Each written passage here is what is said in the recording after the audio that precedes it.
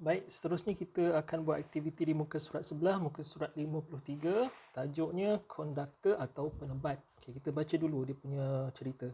Kanang, Nisa dan Kugen telah mencari 6 objek di sekitar kawasan sekolah untuk diuji sama ada objek tersebut konduktor atau penebat elektrik.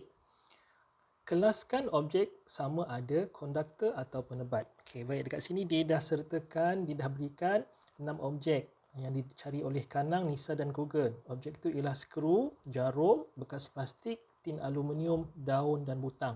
Okey, tugas kita nak kelaskan objek itu sama ada ia konduktor ataupun ia penebat. Okey, kita lihat dulu. Objek yang pertama ialah skru. Okey, skru diperbuat daripada besi. Dan besi ini selalunya dia boleh mengalirkan elektrik. Jadi dia termasuk dalam kumpulan konduktor. Kita tulis skru. Okay. Kemudian yang kedua jarum. Jarum pun sama. Diperbuat daripada besi dan besi dia boleh mengalirkan elektrik. Jadi dia dalam kumpulan konduktor. Jarum. Okay.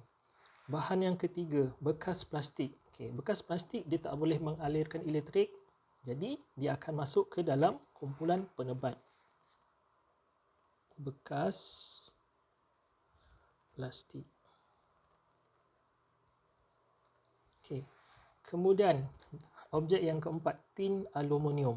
Tin aluminium ni ialah logam dan logam tu dia sama macam besi. Jadi dia termasuk dalam kumpulan konduktor. Tin aluminium. Okey, seterusnya daun. Okey, daun ni ialah tumbuhan dan tumbuhan dia tak boleh mengalirkan elektrik. Jadi daun ini dia masuk dalam kumpulan penebat. Okey, akhir sekali butang. Butang selalunya diperbuat daripada plastik. Dan plastik ni pastinya dia tak boleh mengalirkan elektrik dan dia akan masuk ke dalam kumpulan penebat. Butang. Okey, jadi kita dah berjaya kelaskan objek ke dalam kumpulan sama ada ia konduktor ataupun penebat. Seterusnya kita lihat dekat bawah tu dia ada nombor 1 dan nombor 2. Dekat situ dia ada tempat kosong.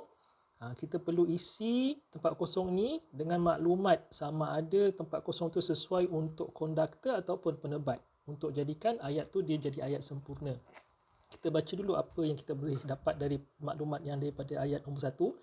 Dia kata boleh menyalakan mentol kerana objek ini ialah, okey, bila dia boleh menyalakan mentol, sudah pasti ia adalah konduktor. Jadi kat sini tempat kosongnya kita boleh isi dengan perkataan konduktor. Konduktor. Okey. Okey.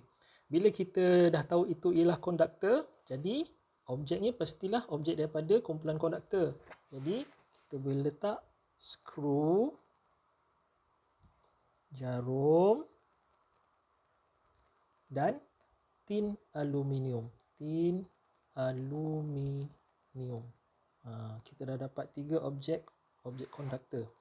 Kemudian yang kedua, sama juga kita tengok apa maklumat yang kita boleh dapat daripada ayat yang diberi. Dia kata tidak boleh menyalakan mentol kerana objek ini ialah, okay, bila dia tidak boleh menyalakan, sudah pasti ia ialah penebat. Jadi tempat kosong yang bawah ni kita isi dengan perkataan penebat.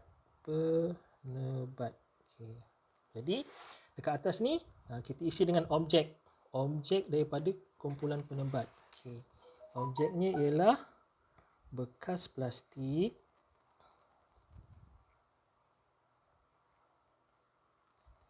daun dan butang. Okay. Jadi hari ini kita dah dapat kelaskan objek mengikut kumpulannya dan kita dah tahu apakah contoh-contoh objek bagi objek konduktor dan objek untuk bahan penebat. Cikgu harap murid-murid boleh siapkan aktiviti di muka surat 53.